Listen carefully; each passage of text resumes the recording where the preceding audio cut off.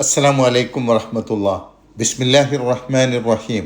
ഗുഹാവാസികളുടെ സംഭവം വിവരിക്കുന്നതിനിടയ്ക്ക് വളരെ പ്രധാനപ്പെട്ട ഒരു വിഷയം അള്ളാഹു നബി സല്ലല്ലാഹു അലൈഹി വസല്ലമയെ ഉപദേശിക്കുകയാണ്. ജൂതന്മാരുടെ പ്രേരണ പ്രകാരം മക്കാ മുശ്രിക്കുകൾ നബി സല്ലല്ലാഹു അലൈഹി വസല്ലമയോട് ചോദിച്ചതിന്റെ അടിസ്ഥാനത്തിലാണല്ലോ അസ്ഹാബുൽ കഹ്ഫിൻ്റെതടക്കമുള്ള സംഭവങ്ങൾ അള്ളാഹു നബി സല്ലല്ലാഹു അലൈഹി വസല്ലമക്ക് വിവരിച്ചു നൽകുന്നത്. മക്കാ മുശ്രിക്കുകൾ നബി സല്ലല്ലാഹു അലൈഹി വസല്ലമയോട് ചോദിച്ചപ്പോൾ നിങ്ങളുടെ ചോദ്യങ്ങൾക്കുള്ള ഉത്തരം ഞാൻ നാളെ പറയാം എന്ന് നബി സല്ലല്ലാഹു അലൈഹി വസല്ലം മറുപടി പറഞ്ഞ സന്ദർഭത്തിൽ ഇൻഷാ അള്ളാ എന്ന് നബി സല്ലല്ലാഹു അലൈഹി വസല്ലം പറഞ്ഞില്ല. അള്ളാഹു ഉദ്ദേശിച്ചാൽ ഞാൻ നാളെ പറയാം എന്ന് പറഞ്ഞില്ല. എന്നാൽ മക്കാ മുശ്രിക്കുകൾക്ക് നബി സല്ലല്ലാഹു അലൈഹി വസല്ലം വാക്ക് കൊടുത്തതുപോലെ നബി സല്ലല്ലാഹു അലൈഹി വസല്ലം പ്രതീക്ഷിച്ച സമയത്ത് ഈ വിഷയവുമായി ബന്ധപ്പെട്ട് അള്ളാഹുവിൻ്റെ വഹി വന്നില്ല. പിറ്റേ ദിവസം വന്നില്ല എന്ന് മാത്രമല്ല, കുറേ ദിവസം വൈകിയാണ് വഹി ഇറങ്ങിയത്. ഈ സന്ദർഭവുമായി ബന്ധപ്പെട്ടാണ് ഒരു കാര്യം ചെയ്യും എന്ന് പറയുമ്പോൾ ഇൻഷാ അള്ളാ എന്ന് പറയണം എന്ന് കൽപ്പിക്കുന്ന 23, 24 ആയത്തുകൾ ഇറങ്ങിയത്. വലാ തഖൂലന്ന ലിശൈഇൻ ഇന്നി ഫാഇലുൻ ദാലിക ഗദാ. ഒരു കാര്യത്തെക്കുറിച്ചും തീർച്ചയായും നാളെ ഞാനത് ചെയ്യും എന്ന് താങ്കൾ ഒരിക്കലും പറയരുത്.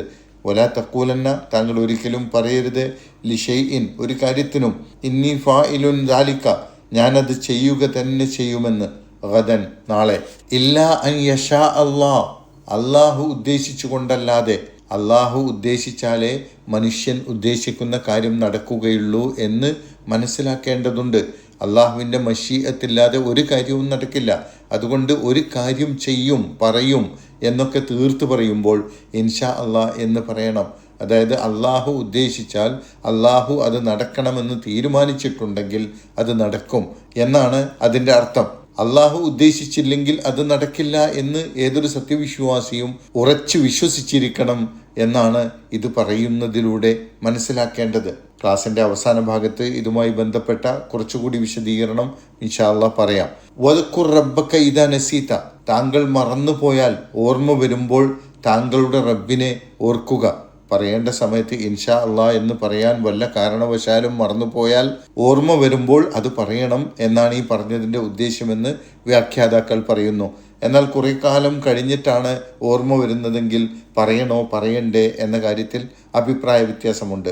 ഏതായാലും വീഴ്ച പുറത്തു തരാൻ അള്ളാഹുവിനോട് അപേക്ഷിച്ചുകൊണ്ട് ഇൻഷാ അള്ളാഹ് എന്ന് പറയുന്നതാണ് ഉത്തമമായിട്ടുള്ളത്. വഖുൽ അസാ അൻ യഹ്ദിയനി റബ്ബി, താങ്കൾ പറയുകയും ചെയ്യുക, എൻ്റെ റബ്ബ് എന്നെ നയിച്ചേക്കാം, ലി അഖ്റബ മിൻ ഹാദാ, ഇതിനേക്കാൾ അടുത്ത, ഇതിനേക്കാൾ ഉചിതമായിട്ടുള്ള റഷദ, നേർമാർഗത്തിലേക്ക്. അതായത് അള്ളാഹു എന്നെ കൂടുതൽ ശരിയായ മാർഗത്തിലേക്ക് നയിക്കുമെന്ന് ഞാൻ പ്രതീക്ഷിക്കുന്നു എന്ന് താങ്കൾ പറയുക. ഇത് നബി സല്ലല്ലാഹു അലൈഹി വസല്ലം സ്വന്തത്തോട് തന്നെ ഒരു പ്രാർത്ഥനയായിക്കൊണ്ട്, ഒരു പ്രതീക്ഷയായിക്കൊണ്ട് പറയണം എന്ന് അള്ളാഹു കൽപ്പിക്കുന്നതാകാം. അല്ലെങ്കിൽ അസ്ഹാബുൽ കഹ്ഫിൻ്റെ കാര്യത്തിൽ ചോദ്യങ്ങൾ ഉന്നയിച്ചവരോട് എനിക്ക് ഇത്തരം കാര്യങ്ങൾക്കപ്പുറം കൂടുതൽ പ്രസക്തമായ പാഠങ്ങൾ ഉൾക്കൊള്ളുന്ന കാര്യങ്ങളിലേക്ക് എൻ്റെ റബ്ബ് എന്നെ നയിക്കുമെന്നാണ് എൻ്റെ പ്രതീക്ഷ എന്ന് നബി സല്ലല്ലാഹു അലൈഹി വസല്ലം അവരോട് പറയുകയും സ്വയം പ്രാർത്ഥിക്കുകയും വേണം എന്നതാവാം. അല്ലാഹു ആലം. അപ്പോൾ ഈ സംഭവത്തെ നമുക്ക് ചുരുക്കി മനസ്സിലാക്കാം. നബി സല്ലല്ലാഹു അലൈഹി വസല്ലം മുശ്രിക്കുകളോട് നാളെ പറഞ്ഞു തരാം എന്ന് പറഞ്ഞ കാര്യം വൈകിയാണെങ്കിലും അള്ളാഹു വഹിയിലൂടെ നബി സല്ലല്ലാഹു അലൈഹി വസല്ലമക്ക് അറിയിച്ചു കൊടുത്തു.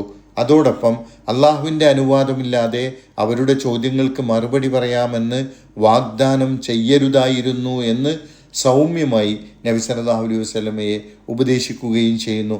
പിന്നീട് നബി സല്ലല്ലാഹു അലൈഹി വസല്ലമയോട് നബി സല്ലല്ലാഹു അലൈഹി വസല്ലമയുടെ പ്രബോധന ദൗത്യവുമായി നേരിട്ട് ബന്ധമില്ലാത്ത ഇത്തരം കാര്യങ്ങൾ ചോദിക്കുന്നവരോട് പറയാൻ ആവശ്യപ്പെടുകയും ചെയ്യുന്നു. ഞാൻ ഇങ്ങനെയുള്ള കാര്യങ്ങളിൽ മുഴുകാൻ മാത്രം നിയോഗിക്കപ്പെട്ടവനല്ല, അള്ളാഹു എന്നെ ഇതിനേക്കാൾ ശ്രേഷ്ഠമായ മാർഗത്തിലേക്ക് നയിക്കുമെന്നാണ് ഞാൻ പ്രതീക്ഷിക്കുന്നത് എന്നവരോട് പറയാൻ ആവശ്യപ്പെടുകയാണ്. ഈ കഥയിൽ, അസ്ഹാബുൽ കഹ്ഫിൻ്റെ കഥയിൽ ഉപദേശവും ഹിദായത്തും ഇല്ല എന്നല്ല, മറിച്ച് നബി സല്ലല്ലാഹു അലൈഹി വസല്ലമയുടെ പ്രബോധന ദൗത്യവുമായി നേരിട്ട് ബന്ധമുള്ള ശരീഅത്ത് വിശദീകരിക്കുന്ന ഹിദായത്ത് അതിനേക്കാൾ ശ്രേഷ്ഠവും പ്രധാനവുമാണ് എന്നാണ് സൂചിപ്പിക്കുന്നത് എന്ന് ചില പണ്ഡിതന്മാർ വിവരിക്കുന്നു.